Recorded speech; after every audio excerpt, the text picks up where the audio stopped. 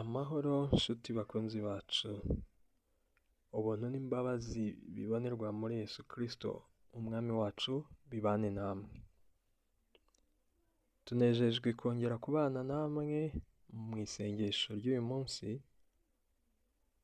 tubahaye ikaze ndetse nanone ntituzabura kubibutsa no kubasaba ko mukora subscribe ndetse na like, mugasharinga video ndetse mukaduha na comment kugira ngo turusheho kumenya neza ibi byo tushyira ku murongo.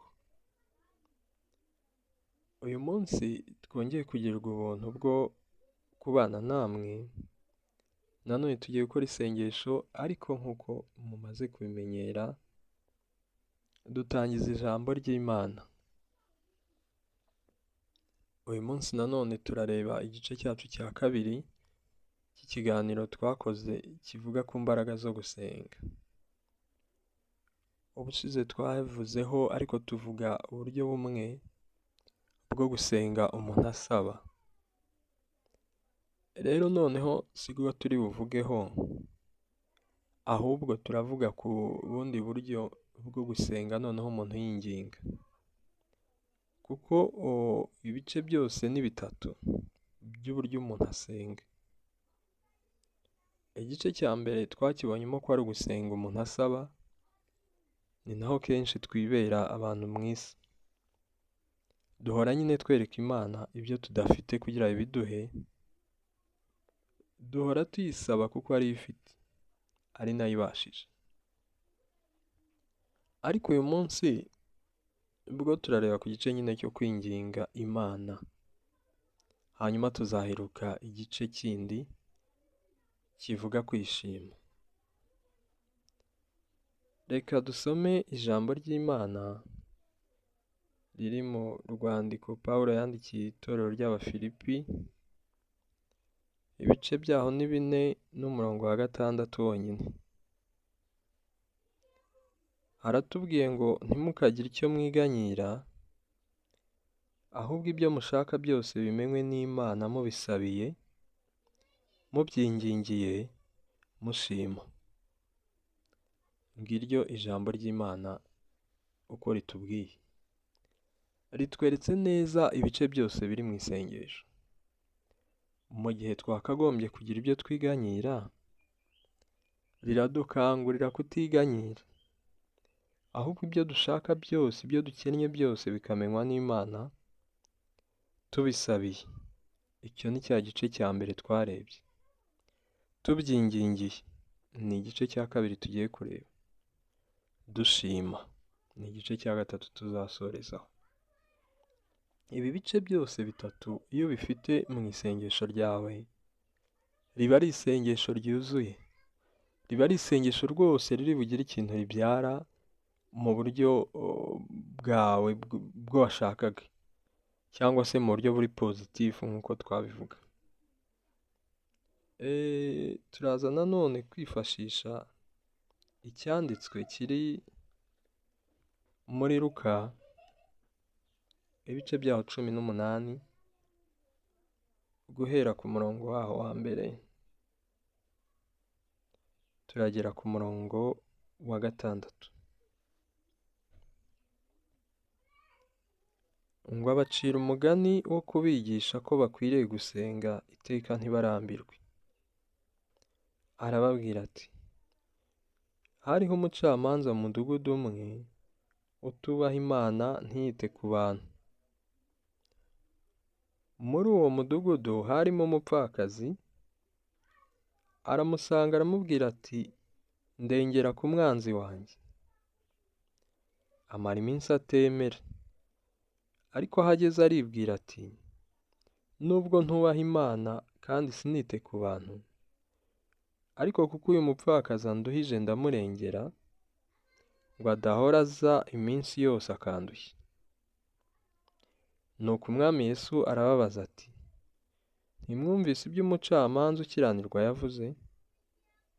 Ubwo bibaye bityo, Imana se yo ntizarengera intore zayo ziyitakira ku manywa na nijoro? Iryo ni ijambo ry'Imana. tubonye umugani Yesu yaciriye abantu,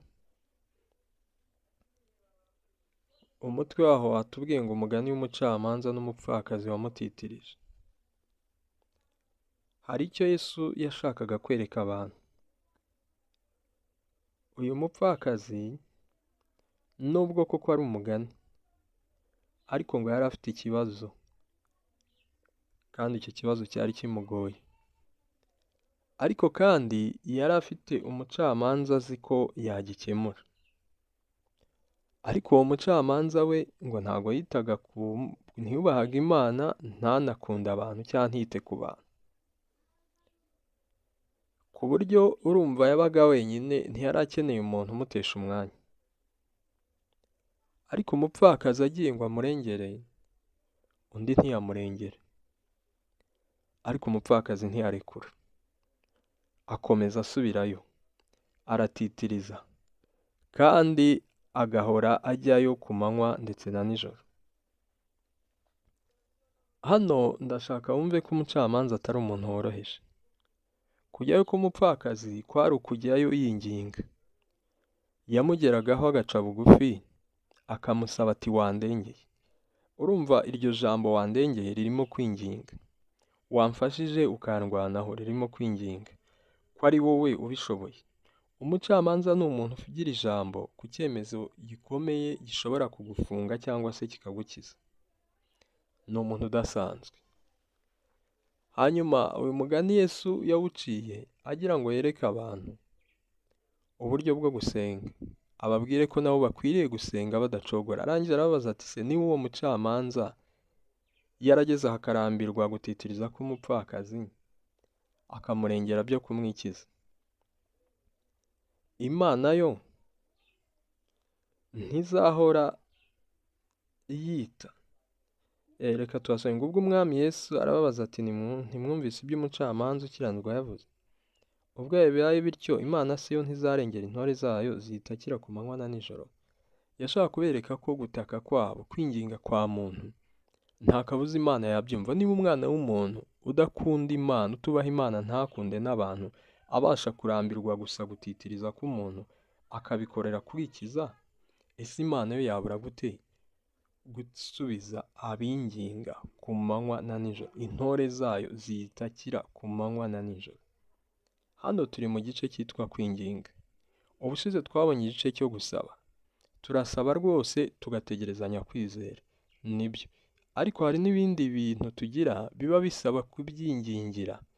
Uyu munsi isengesho ryawe ukora ntirigarukire gusa ku gusaba, ahubwo wongeremo no kwinginga. Winginge cyane, ubudatuza, ubudahagarara, kandi ubudasiba. Ijambo ry'Imana riratubwira mu gitabo cy'ibyakozwe n'intumwa ibice 12, habamo inkuru y'ukuntu Petero yagiye mu nzu y'imbohe. Ariko ngo ab'itorero bagira umwete wo kumusabira. Mu gihe ab'itorero bariho bamusabira badahagarara, Imana yohereza marayika gukura Petero mu nzu y'imbohe. Bisobanuye ngo kwinginga cyangwa se gusenga tudahagarara bibasha kubyara igisubizo mu buryo bubangutse kurusha uko twabisenga tutinginga. Rero uhereye none uyu munsi, utangire nawe ushishikazwe no gusenga ubudasiba kandi ubudahagarara. Tujya tubasha gusobanura inkuru zabaye kera zigafata nk'amasaha 3 tuzivuga. Ndetse n'amafilime tuzi kuyasubiramo uko yagenze tuyarakonta abandi. Ariko se uwo mwanya dukoresha mu mafilime twawukoresheje dusenga twinginga Imana ko bitazabura kuzana umugisha uboneka, ko bitazabura kuzana igisubizo mu buryo buboneka.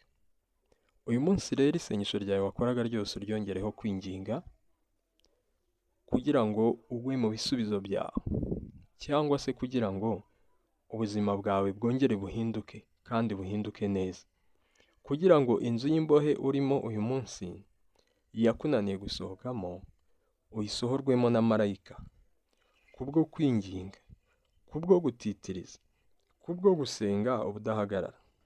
Nturekure kubera ko umucamanza ubona atakumviye, kuko uyu mupfakazi ntigeze arekura, ahubwo yarakomeje. yaratitirije. Nawe ntubure gutitiriza uyu munsi. Nawe ntubure gukomeza kwinginga Imana. Kabone nubwo wabikora wenda igisubizo bukira utakibonye, n'ejo uzongere. No ku manywa ubikomeze. Mu mugoroba ukomeze. Nijoro wiciye wongere. Kugeza ubwo kuko ubona ko kwinginga kwawe kumviswe. Kugeza ubwo ubutabazi buturuka mu ijuru. Kugeza ubwo Imana irekurira abamarayika kuza kugutabara. Nk'uko yatabaye Petero mu nzu y'imbohe. Imana yacu ihabwa icyubahiro. Tugiye gusenga. Data, turagushimiye.